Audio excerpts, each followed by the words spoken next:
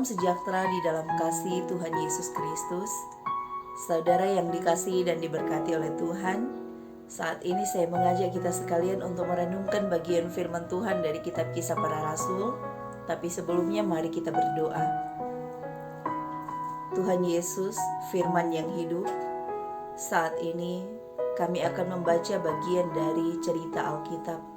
Tolonglah kami untuk dapat memahami perkataan firman-Mu, tapi juga untuk memberlakukannya dalam hidup kami. Biarlah Roh Kudus Tuhan yang akan menyatakan apa yang menjadi kehendak Tuhan. Dalam nama Tuhan Yesus Kristus, amin.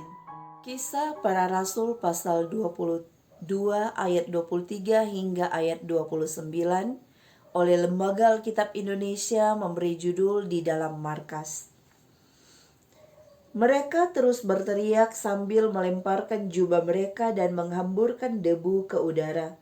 Karena itu kepala pasukan memberi perintah untuk membawa Paulus ke markas dan menyuruh memeriksa dan menyesah dia supaya dapat diketahui apa sebabnya orang banyak itu berteriak-teriak sedemikian terhadap dia.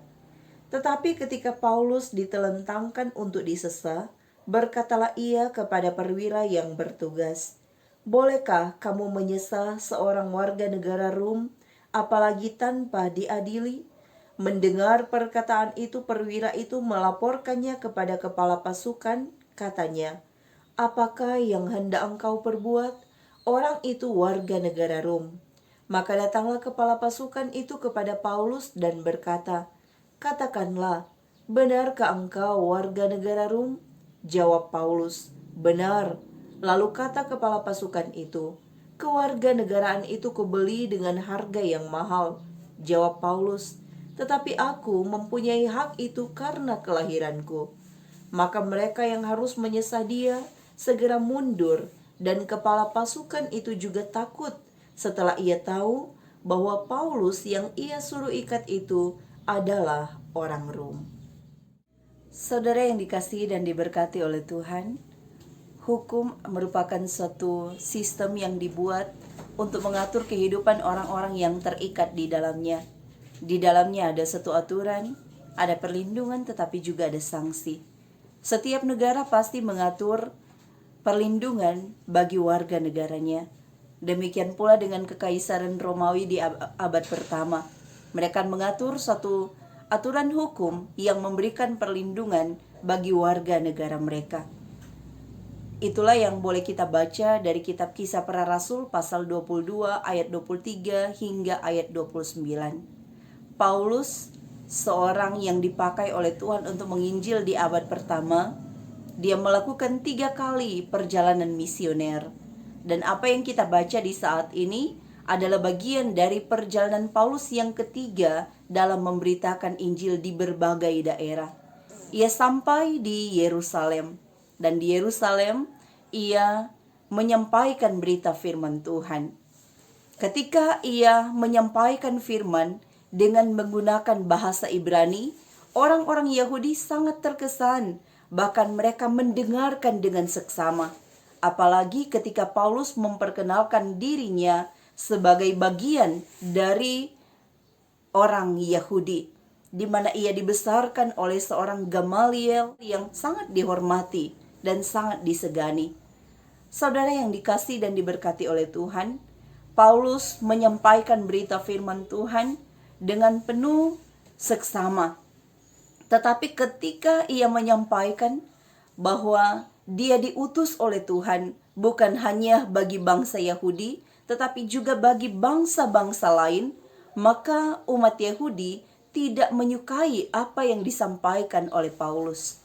Mereka mulai ribut, mereka mulai mempertentangkan tentang berita yang disampaikan oleh Paulus, karena mereka tidak menerima kalau keselamatan itu juga diberikan bagi umat yang dari kalangan non-Yahudi. Oleh karena itu, dalam ayat 22 dikatakan bahwa mereka terus berteriak sambil melemparkan jubah mereka dan menghamburkan debu ke udara. Mereka berteriak adalah satu tanda bahwa mereka tidak ingin mendengarkan lagi perkataan Paulus. Mereka tidak memberikan kesempatan bagi Paulus untuk melanjutkan berita firman yang ia sampaikan. Bahkan mereka berteriak supaya Paulus ditangkap oleh pasukan Romawi yang ada di saat itu. Saudara yang dikasihi dan diberkati oleh Tuhan, ketika kepala pasukan, dalam hal ini yang digunakan dari kata Yunaninya yakni siliarkon, atau dari kata siliark, adalah kepala pasukan dari 600 hingga 1000 orang pasukan atau prajurit. Dia adalah kepala pasukan yang memerintah atas 600 sampai 1000 orang prajurit. Ia memerintahkan supaya Paulus dibawa ke markas untuk disesah, untuk diperiksa mengapa sampai orang-orang itu berteriak-teriak sedemikian terhadap dia. Nah, saudara yang dikasihi dan diberkati oleh Tuhan, dalam ayat 25 dikatakan bahwa ketika Paulus ditelentangkan untuk disesah, kita dapat melihat bahwa ini adalah satu tindakan yang mengadili dengan cara main hakim sendiri. Mereka tidak memeriksa apa yang seharusnya mereka temukan dari Paulus. Mereka tidak memberikan kesempatan bagi Paulus untuk berbicara, tetapi mereka langsung menelentangkan Paulus untuk disesah. Di sini kita dapat melihat bahwa posisi Paulus dalam keadaan yang begitu sulit. Tapi dalam keadaan yang sulit itu, Paulus menyampaikan haknya sebagai warga negara Rom. Keberaniannya untuk berbicara karena ia menyadari bahwa apa yang ia sampaikan adalah satu hal yang benar.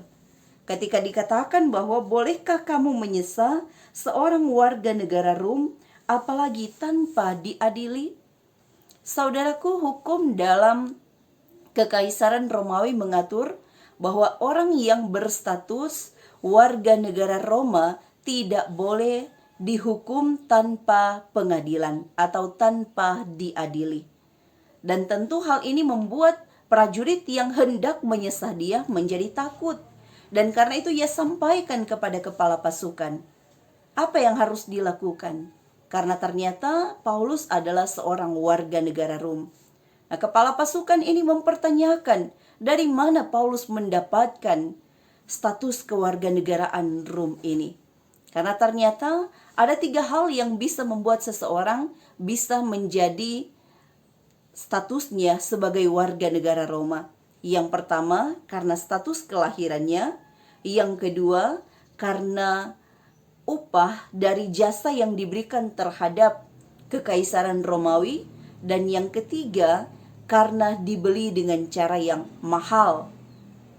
Dan ternyata kepala pasukan ini mendapatkan status warga negara Rom karena ia membeli dengan harga yang mahal.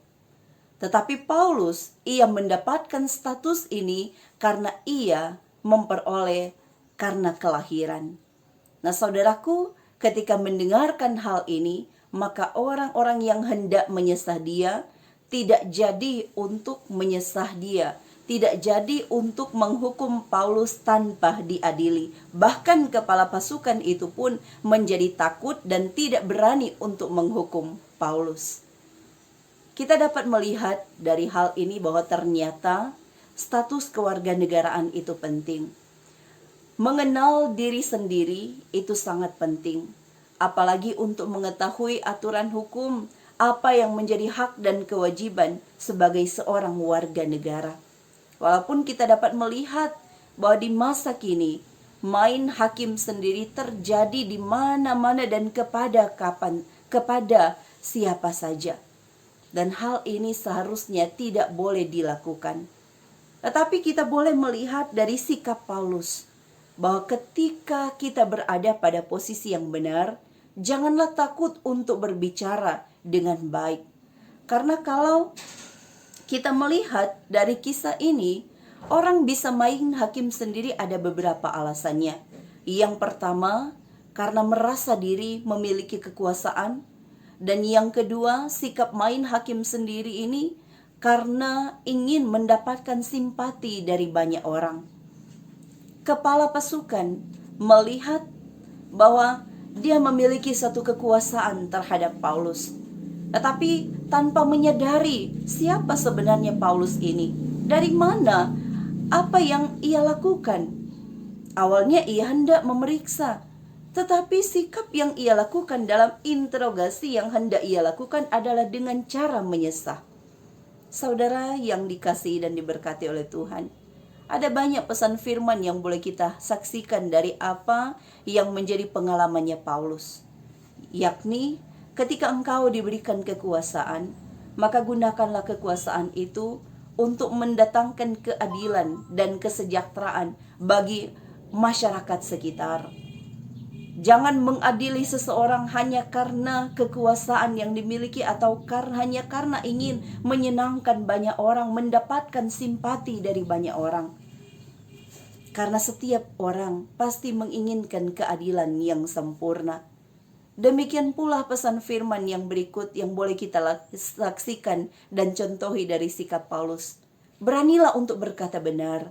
Ketika engkau berada dalam posisi yang sesulit apapun, ketika engkau berani untuk mengatakan hal yang benar, engkau pasti akan mendapatkan apa yang harusnya menjadi hakmu ketika engkau berkata dengan benar.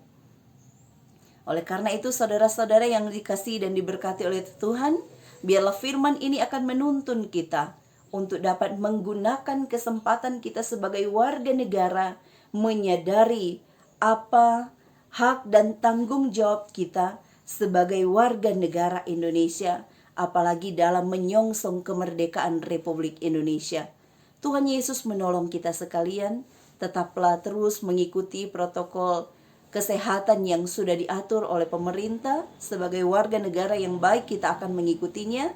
Salam sehat, Tuhan Yesus memberkati. Mari kita berdoa. Terima kasih Tuhan, kami sudah boleh membaca firman-Mu.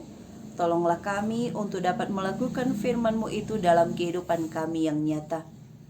Kami percaya Tuhan, Engkau mengutus pemerintah sebagai hamba-hamba-Mu untuk dapat mengatur keadilan dan kesejahteraan warga masyarakat. Diberkatilah para pemerintah untuk bertindak dengan adil, bertindak dengan benar, bertindak dengan rasa takut akan Tuhan.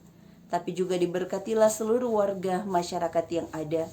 Kami yang terdiri dari berbagai denominasi agama, berbagai macam suku, bahasa. Tapi kami percaya dengan adanya aturan hukum yang berlaku di dalamnya untuk melindungi kami semua.